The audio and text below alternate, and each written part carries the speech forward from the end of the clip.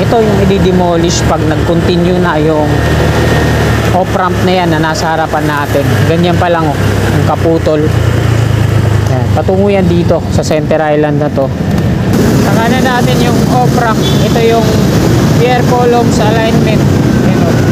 Lahat na po yan ay konkreto. Yan, may mga steel girders na nakaabang dito sa kanan natin. Maging dito. Ayan, mga steel girders po pala ang gagamitin dito, hindi mga concrete girders. Sinimulan ko to, walang naniniwala sa paligid ko. Ano? Dito po tayo sa kaban ng Quirino Avenue southbound at silipin natin ngayong umagang ito yung off-ramp patungong Top Roas Boulevard at yung on-ramp to south along Osmeña. So tara, let's go!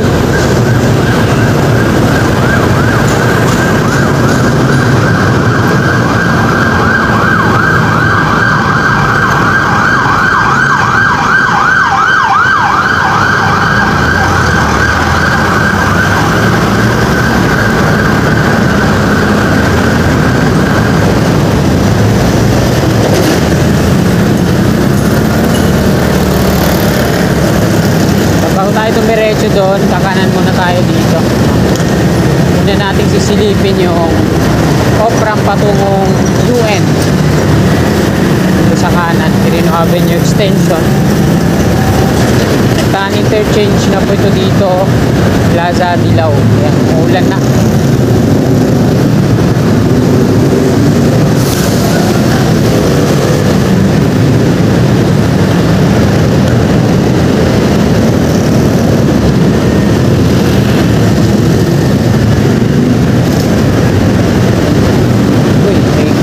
Operation dito, MTPB. May clearing operation dito. Ito yung mga MTPB.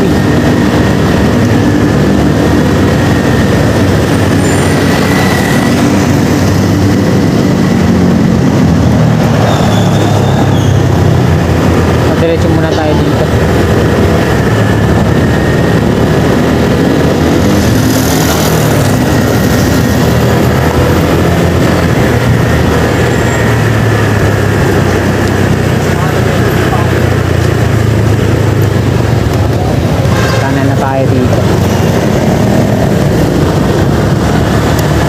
Ganyan mga kasigab, kaya ginawa ko yun dahil para makita natin. Ito yung i-demolish pag nag-continue na yung off-ramp na yan na nasa harapan natin. Ganyan pa lang, oh, yung kaputol.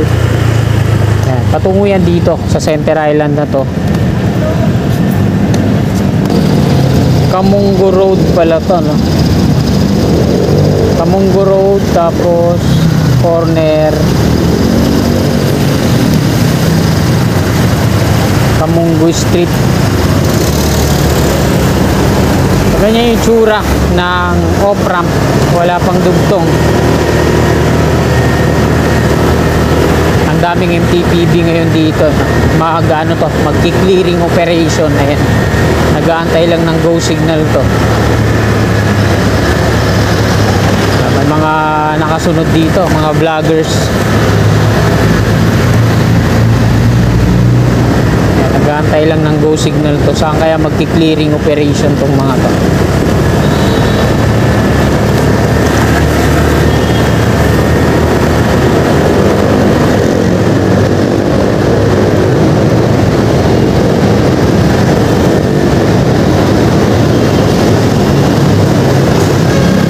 Nakabalik na po tayo dito sa Quirino Avenue southbound.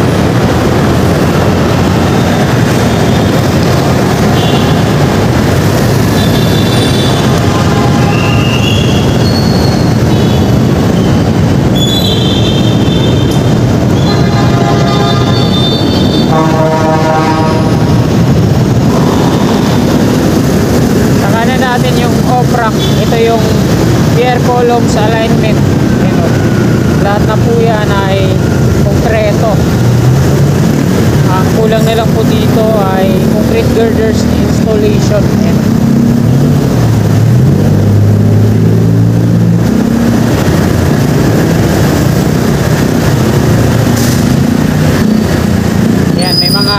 steel girders na nakaabang dito sa kanan natin. Maging dito.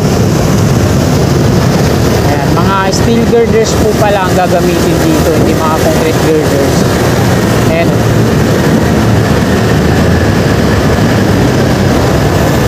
Maging dito ang dami na oh. So maiksi lang sa part na to yung mga steel girders na install. Kagaya sa on-ramp, ay tama.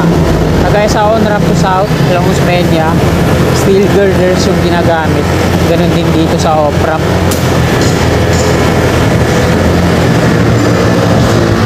So dito na po tayo mag-U-turn.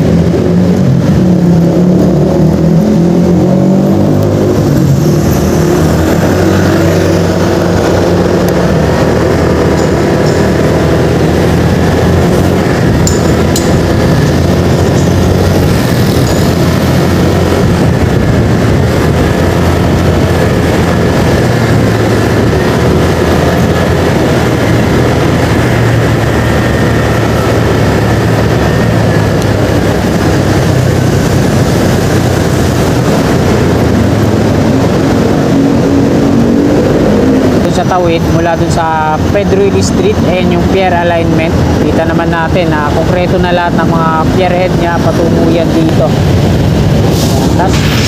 So ayan mga kasikap, Quirino Interchange at mula dun sa dulo sa may Pedro Hilly Street, kita naman natin yung mga pier alignment, mga pier head patungo dito.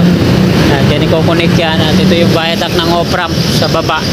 Tapos dyan sa baba, kita natin yung mga steel girders na ina-assemble na. Dito yan i-install hanggang dun sa dulo.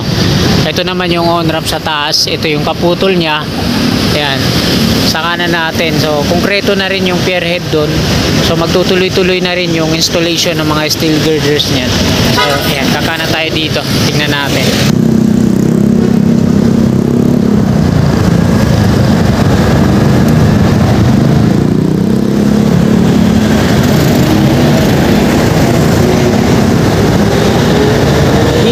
Kompleto na yung mga steel girders. Tapos dito sa may tulay meron ng isa. Ayan o. Tapos yung kalawang girders ay tatlo pala install dito, no? Kita nyo naman dun sa mga joint na pagdudugtungan. Ayan yung sa may tulay. So dito naman lalagyan pa ulit ng mga catwalk yung ilalim. Ito na yung sa konkreto na sa part na to.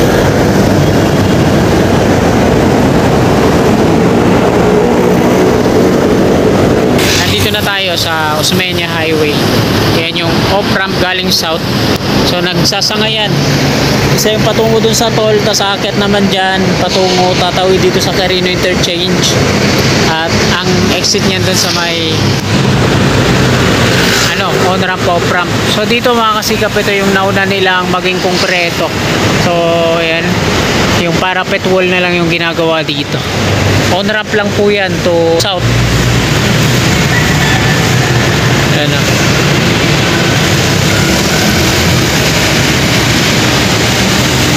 Ayan mga kasikap, hanggang dito na lang po itong video na to. Marami pong salamat sa inyong walang sawa at tumpay na suporta. God bless po sa ating lahat. Ko lahat ng mga blanco pa ay na